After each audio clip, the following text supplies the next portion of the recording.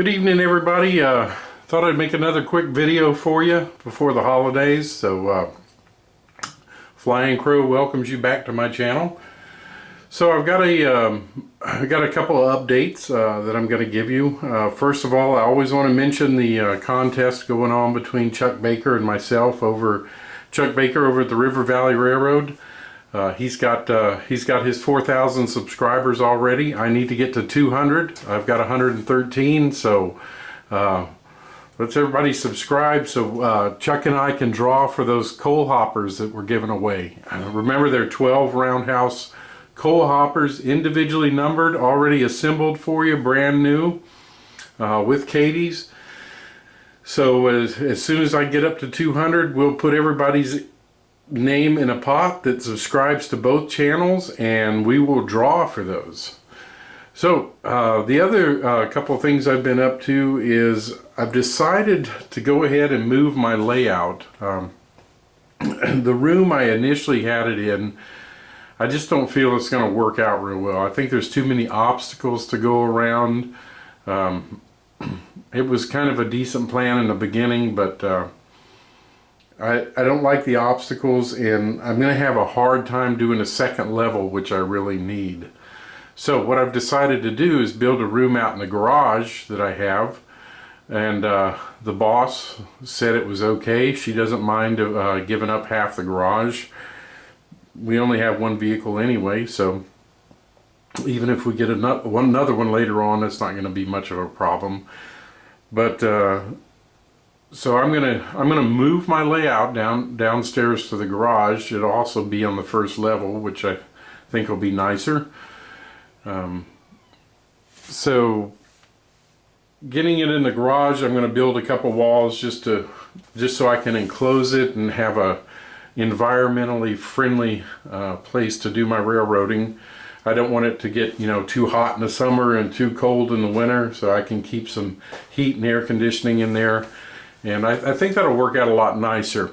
The square footage is just a hair less. It's not much less, but I'm going to have a lot better straight runs. I'll actually have a almost 19.5 foot run along one wall, which will do really great for my yard. Because you see, initially I was planning on my yard is this side of the layout is 12 feet.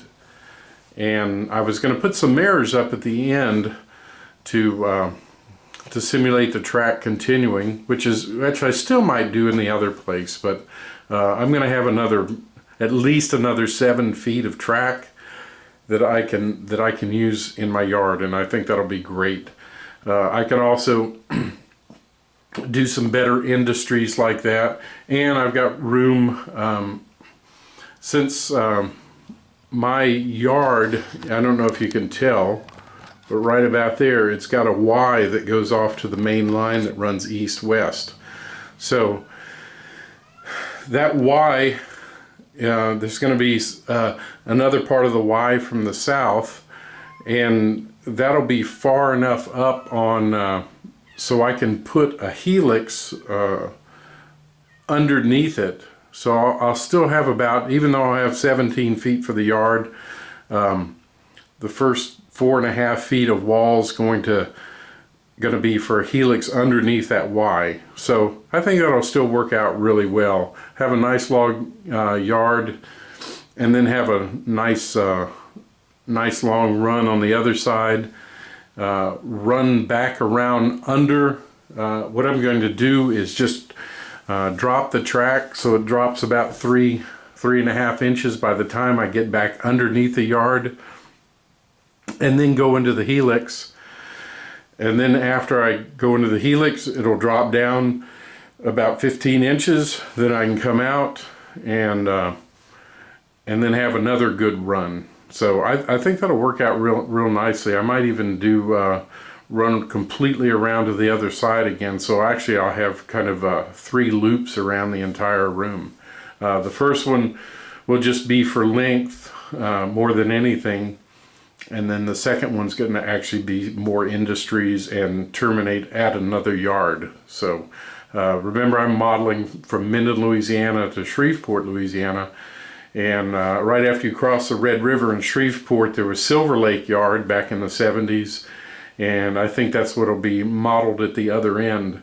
And so basically I'm going to have a point-to-point layout that'll run between the two yards, with plenty of industries along the way. There's probably about 7 industries that were actually there between the 2 yards.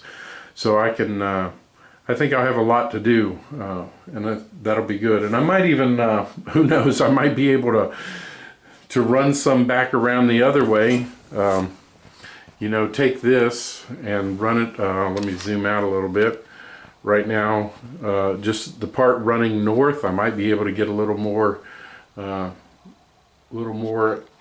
industry along that side as well. So, and there were actually several industries right around the yard. So it's going to give me a lot of challenges and a lot of things to do. So I'm kind of looking forward to it.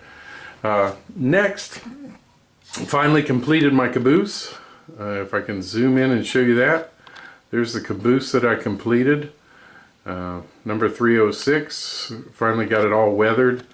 And you can see I can actually, with this great new camera, I can actually zoom in and get some great pictures. You can even see the COTS label there and the ACI label. So it's a lot different with this camera. Zooming in makes for some beautiful photos on it. So you can see a little rust going down from the smoke jack. So all right, so the next update I want to give you is this wonderful building that I got last Christmas from my wife. And what it is, it's representing the sheet metal shop there at the Minden Yards. So, and it looks very similar, so I think it'll be really good. Really nice looking on my layout. I just finished it. In fact, the only thing I haven't done, there's probably some outside details I'm going to put on, you know, like a gas meter or something like that. And then the roof, the center roof is not glued on right now, and the reason that is because I want to put some lights in the building. I'm going to put lights in there, but I'm not really detailing much on the inside of the building. So you can. So what I've done instead of trying to detail it is, I don't know if you can tell if I zoom in here, but I've actually frosted the windows. So what I did that with was with some dull coat. So that frosting is, I just took a can of dull coat, sprayed the back of the windows, and so you can see inside. It'll still allow the light to come through, but you can't see it as far as any details. Another thing you might notice is I did paint out some of the windows, like you'll see on a lot of factories. I mixed up a little light green paint that I thought was similar to some colors I've seen on some other factory windows, and also some black, and blacked out some. And then for the bricks, that was actually fairly easy to do. I found a color of paint at Hobby Lobby, or either Michael's, one or the other, called Brick Red. And so I painted the entire building brick red. And then after I finished painting it and let it dry very thoroughly, I mixed up some mortar color, which was, I just used white, brown, and black, and that's all I used. And just got it about the color. I just judged the color by the color of mortar that's on my house and in the bricks. And then I covered the entire building with that color and then just wiped it off. I just scrubbed at it and wiped it off. And all it did is it left the grayish color mortar in the depressed areas of the bricks. So without going out and having to spend a lot of money, you know, in some special system that makes bricks, I think that's probably one of the best ways to do it. And it gave the bricks a kind of an aged look as well.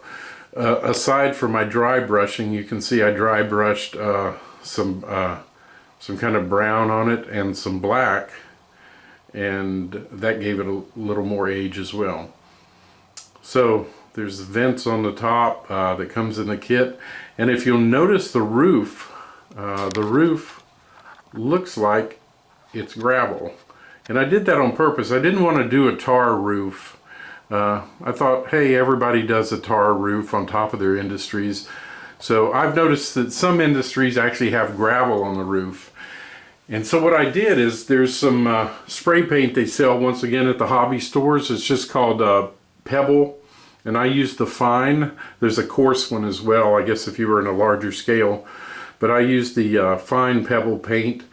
And it came out really well. I just sprayed it on top of some gray primer and it looks really good. So I enjoyed that. The other thing you might want to look at, I'm going to try to move the camera here and zoom in on it if I can. If my camera will back out. There we go.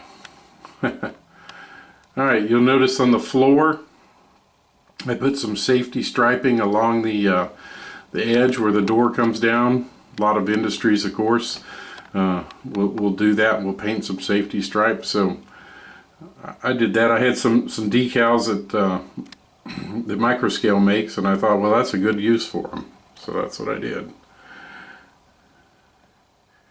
Anyway, that's going to be, like I said, that's going to be the sheet metal works at the Minden shops. There's going to be another building here. There's going to be a few more buildings that I need to do for the yard. One of them is going to be just a flat, and it's going to be the engine shop, which will be a little south of that building. So the engine shop was actually a long building, a very long building, and I'm not sure of how they move the engines around, if they had a transfer table on the other side of it or not. I'm just not positive. But anyway, there was I'm going to have to represent that as a flat because I don't have enough space more than that couple feet, you know, in the layout. The other thing is I'm going to have to build a sand tower, and I'm going to have to scratch build that. It looks like the original sand tower at the Minden yard was hand built itself, because it was just a square wooden sand tower. So you know, and I'll have some fuel places, and of course the yard office, and there was also a track for weighing, and where they did the little building where the weighing was done. I'll have to scratch build that probably, or if I can find some kit that's close to it. But gonna give me a lot of good opportunities. So that's my update. Got my building done, got my caboose done, and I'm gonna be moving my layout, and you guys know what a huge job that is. Luckily, I haven't got too far, and that was one of the reasons, because I've been debating off and on for a while whether I'm gonna move it or not. But I can still run this one around a little bit, you know, and enjoy it until I move it. And I'll be showing you that as soon as I get the room built downstairs. I'll do another video. So anyway, everyone have a happy Thanksgiving, and we will see you next time around.